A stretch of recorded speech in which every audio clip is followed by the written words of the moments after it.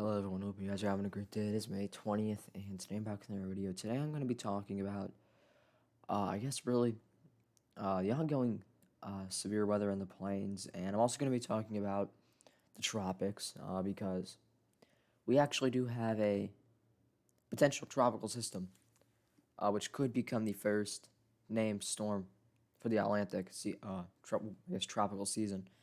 Now it would be called Anna, if it does develop. So let's go ahead and start off by looking at the tropics. So this is our disturbance right here. It's right to right to the east of Bermuda. And within the next 48 hours, there's a 70% chance of formation and 90% within the next 5 days. So the National Hurricane Center is pretty certain that this will develop into something. And yeah, it doesn't look like it's going to really affect the U.S. too much, but definitely something to watch. So yeah, now let's talk about the severe weather threat because we do have a slight risk that goes all the way from Montana down into Colorado, and a pretty interesting marginal risk. We're really going to focus on the slight. So you can see we have a surface low in Wyoming. We actually have some snow in western Montana, so that's pretty cool. And yeah, so let's go ahead and go to this afternoon. This is 21Z. You can see HRRR maybe indicates some storms going off in Wyoming. Let's take a few soundings. Yeah, not really a tornado threat, really just hail.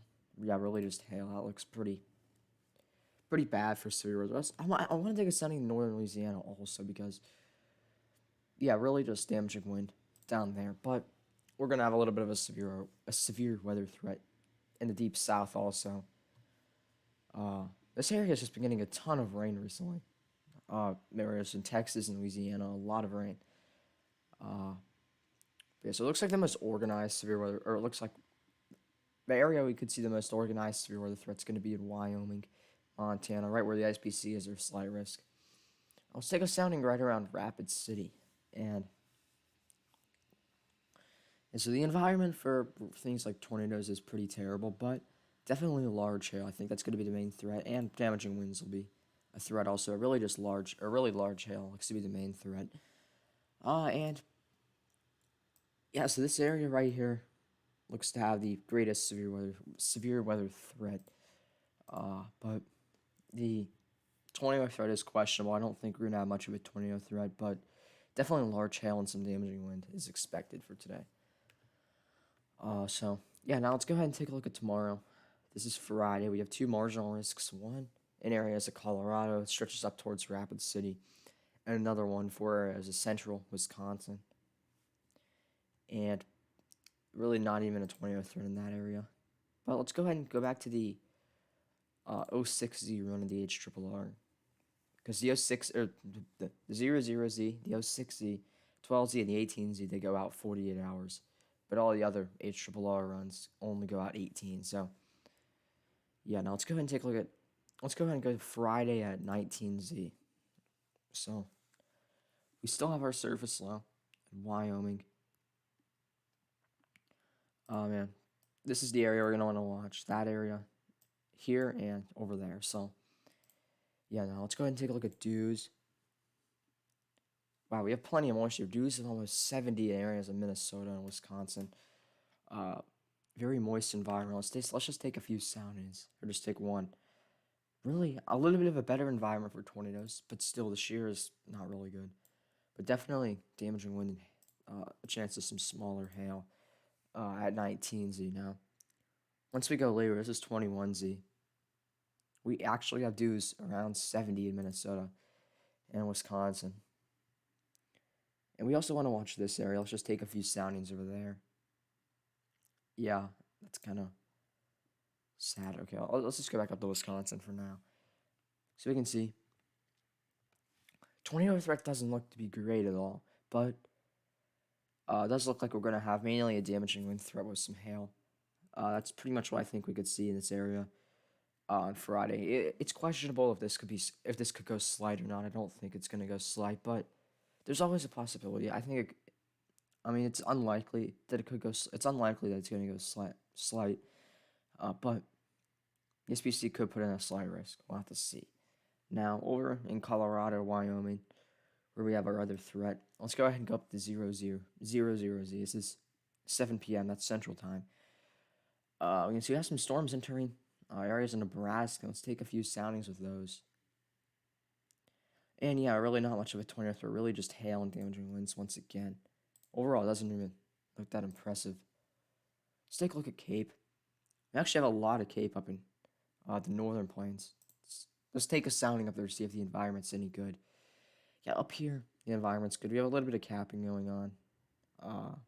Steep lapse rates. I mean, overall, this sounding, or this environment is favorable of maybe marginal severe weather threat.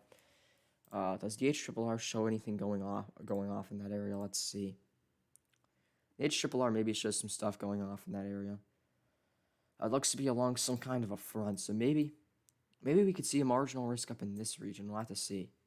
Maybe further to the southwest, but I think we could see a marginal up there, potentially also, or we could just see a few thunderstorms. The environment up there doesn't look bad for hail, and yeah, so that is Friday. Overall, Friday looks to be the most interesting. I wouldn't say this area right here looks to be the most interesting. Of course, if I lived in, I guess, eastern Colorado, I would probably try to chase it. But it's really nothing to. It's really not that impressive. But yeah, so Saturday, I think we have another severe weather threat. Yep, we have another marginal risk for really further to the south areas in New Mexico, Texas, and Colorado. A little bit of the Oklahoma Panhandle in it as well.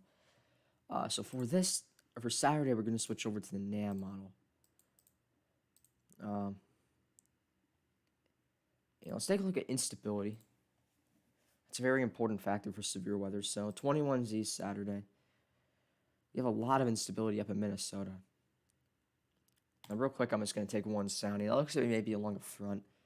That's kind of not bad for hail and damaging, or maybe it looks to be really just a marginal risk threat there. But you could get, that would definitely support some thunderstorms. It could just stay general thunderstorm though. But I do think maybe we could see a marginal risk for this area on Saturday. So I definitely think marginal risk could be a factor. Or that doesn't really sound right, but I definitely think we could see a marginal risk up in areas in the Midwest for Saturday. Now let's focus on the area the SPC already has outlined, the Southern Plains, or I guess really New Mexico and Texas. So this is what we have at 21Z Saturday. Not a whole lot of instability, but manageable. See maybe some convection in this area. Let's just take a few soundings. I'm not expecting these to be too good. Yeah, hail with this one. And with this one, really damaging wind and hail also. And they'll stick one in New Mexico. Really, yeah, this is not. The 20th doesn't look good, but we can see definitely a large hail threat and damaging winds. So that looks to be the main threat Saturday. Now I want to go over to the GFS, and we're going to talk about next week, because next week does look, or later this week, even this weekend, does look kind of interesting. So switch over to the GFS, and this is Saturday afternoon. We have a lot of precipitation across Texas, Kansas, Oklahoma. That's because kind of what we're going to have going into this weekend and early next week is we're going to have a high pressure over the east. That's going to be creating a very, very strong dome. That's going to be giving the southeast and the east a heat wave with barely any rain. That's just going to be funneling, and these lows are just going to be funneling moisture into the plains, bringing a lot of rain. And any rain that could have actually, or this high pressure, it's making the rain go up above it, which is kind of cool. Yeah, that's just really going to block the southeast. The southeast is going to be in a pretty significant heat wave. Saturday afternoon, temperatures aren't going to be too extreme. Really just 80s, approaching 90 in some areas. But we go towards Monday. Monday afternoon, we can see 90s, mid-90s in areas like Atlanta, Columbia, and Montgomery. 80s all the way up towards Chicago. And I do think some of these numbers could even be higher, maybe some upper 90s for areas of south or really for central South Carolina, central and southern Georgia, and southern Alabama, and Florida. I think we could see some numbers close to 100. It's a pretty significant heat wave for the month of May. If this was July, it wouldn't be too big of a deal. But it's May, so that's kind of significant. And this is Tuesday. We can see we have a low in southern Canada. Our high is still dominating. Our high seems to be located around right here. Still wrapping most of the moisture on it, but we do get a little bit of moisture in from maybe areas in North Carolina and Virginia. Maybe we could see a little bit of an afternoon storm threat, which could cool some areas off. But I mean, really, I would want to watch on Tuesday. Really, a pretty big area. Let me take a look at some. Let's take a look at Cape. We have a lot of capes. So, I mean, really, this area looks to be the area to watch on Tuesday. Let's take a few soundings.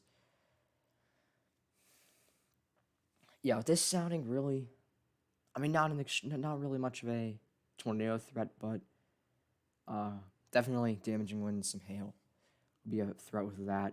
Let's take a sounding up in Minnesota because that's closer to the surface low. Yeah, the shear doesn't look to be any better, but damaging wind and hail once again. Take a sounding in Wisconsin. Damaging wind and hail. Take a sounding in southern Canada. This is going to be right around that surface low. And the shear really isn't even better. And so really, the areas I would want to watch are going to be pretty much from... Wait, that was kind of... Okay, it looks like we have another surface low, maybe. Southwestern Kansas. Now let me go take a look at the precipitation type so I can confirm that. Yeah, we do have a surface low right there. So maybe we could have an enhanced tornado threat closer to that surface low. Let's see. Okay, yeah, maybe. I mean, the shear of this is a little bit better. Definitely a higher tornado threat with this surface low. But really, the areas I would like to watch for Tuesday are going to be really this area. It's kind of a big area, but it does look like we're going to have a pretty big severe weather event. This is next Tuesday. This is May 25th. So this is 5 days out, pretty far out. But I want to watch this area. And really for the tornado threat kind of depends on the surface low. If this shifts in further north or further south, we could see shifts in where we have the greatest tornado potential. But it does look like we could see a little bit of a tornado threat in this region, kind of with that surface low.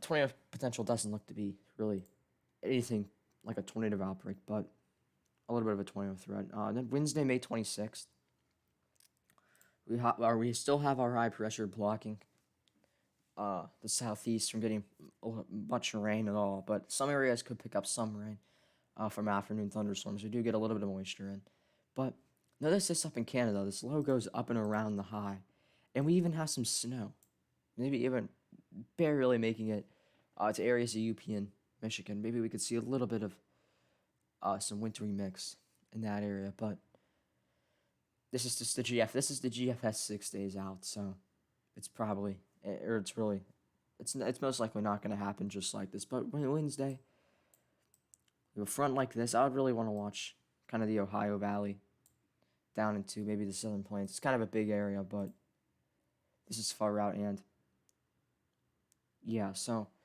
we also have another surface low in the Four Corners states to watch. Now, last day we're going to look at is Thursday. Before I go back and look at something else, so this is Thursday. We have a surface low actually in the border of North and South Dakota. Some pretty cool air for the Northeast, even some upper elevation snow on the backside of that low. That's pretty cool. Let's take a sounding in Northern South Dakota. Alright, yeah, severe weather threat, really, definitely large hail. But Thursday, I would say the region we want to watch is the plains, and maybe even up towards South Dakota and North Dakota. This is a week out, though, so details with this, they're going to change, but definitely going to want to watch the plains next Thursday. And maybe the southeast. Maybe we could see some storms in North and South Carolina as we get a little bit of moisture down there. Let's just take a sounding. We can see still a very warm air mass. Definitely not a lot of shear. Instability is a little limited.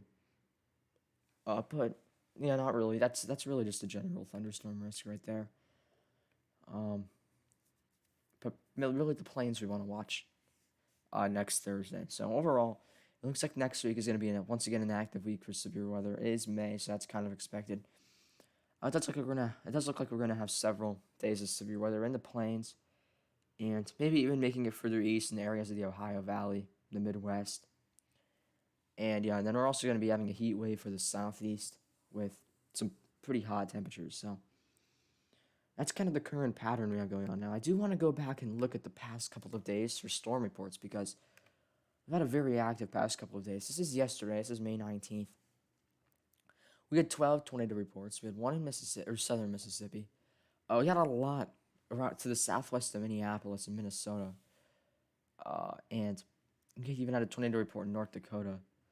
I'll just read some of these. Yeah, tornadoes in Minnesota. It had a EF0 in Mississippi. And one in North Dakota. But so pretty active day yesterday in kind of an area that I wasn't really expected to be too active. I mean, not a lot of people were really looking at this. The SPC did kind of catch on to it though. May 18th was also an active day with 8 tornado reports. We had a little bit. We had a tornado in western Texas, or a tornado report over there, right around the New Mexico-Texas border. We also had a few tornado reports in southern Mississippi and one in southern Texas. Now, May 17th was a very active day. We had 25 tornado reports. That's pretty active. This was actually this was a moderate risk day, and definitely didn't bust in my opinion. We had 25 tornado reports. A lot of those in I guess it's really the Texas Panhandle area. We also had a lot around the Lake Charles area. We had a few storms that really just produced some tornado, or really produced some long track, or not really long track, but produced several tornadoes in Louisiana. And even a tornado up in Wyoming, which wasn't really expected. Even a few tornadoes in central New Mexico. It's kind of a weird area to see tornadoes. And May 16th, we had a lot of tornado reports around the Dallas area, and one up in Colorado. And so yeah, pretty active past couple of days. We've had a lot of tornadoes. So it looks like May has finally arrived. But yeah, they're up with this video. I hope you guys enjoyed it. I will be back tomorrow. But yes, goodbye.